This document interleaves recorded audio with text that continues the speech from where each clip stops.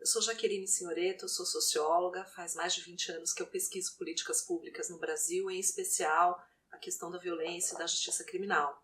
E eu quero conversar com você que tem condição de entender os dados que eu vou trazer aqui para analisar. Eu queria falar sobre o tema da corrupção, que é um tema muito importante nessas eleições, né? Então houve toda uma campanha de mídia para associar a corrupção ao PT. E eu queria fazer algumas perguntas e reflexões, né, para a gente entender do que exatamente nós estamos falando quando nós estamos falando de corrupção, né? Então o processo da Lava Jato, ele envolveu 14 partidos, certo? 123 condenados. Dos 123 condenados, 51 políticos têm foro privilegiado.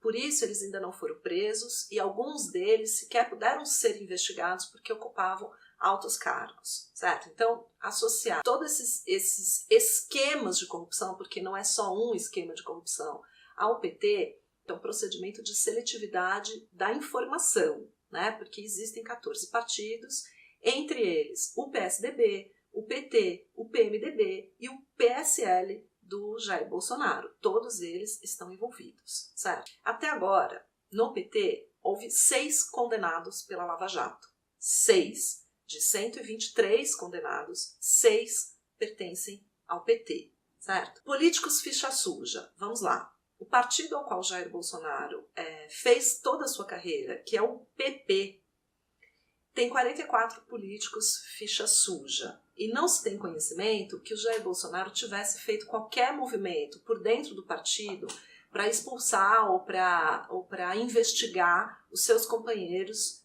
de chapa. Inclusive, na última eleição, ele se elegeu por esse partido.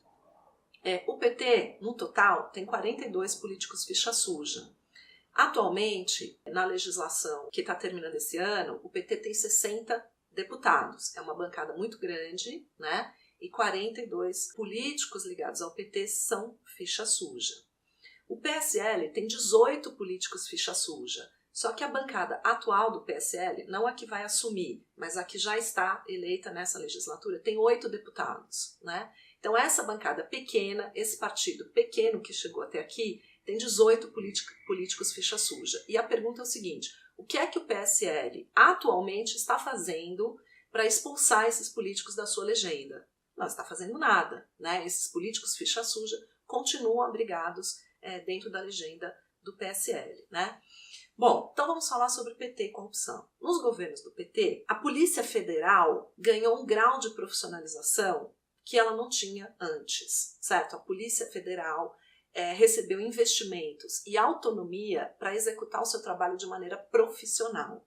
O desenvolvimento da Polícia Federal durante os governos do PT, com investimento, formação e liberdade de atuação, levou a Polícia Federal a indiciar políticos que eram do partido que estava no governo. Eles puderam cortar na carne do governo e eles nunca foram impedidos de fazer isso, certo? Então, os governos do PT não tentaram silenciar a Polícia Federal e não tentaram manietar a Polícia Federal, como aconteceu em outros governos e como acontece nos estados com as polícias civis. Se você é policial, se você é juiz, se você é policial militar, se você é delegado, você sabe do que eu estou falando, né?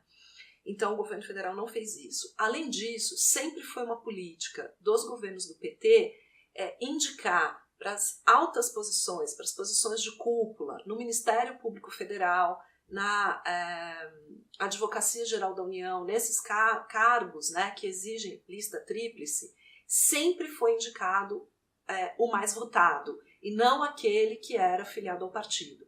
Nas indicações ao STF, né, como nós podemos notar pelo que está acontecendo, o PT não privilegiou indicar ministros que eram partidários. Inclusive, os ministros do STF produzem, né, bastante decisões que são contrárias aos políticos do PT. Então, o PT, nessa temática, ele sempre priorizou a independência e a profissionalização das carreiras jurídicas e da Polícia Federal durante o seu governo, né? Então, isso também é trabalhar pelo combate à corrupção, né?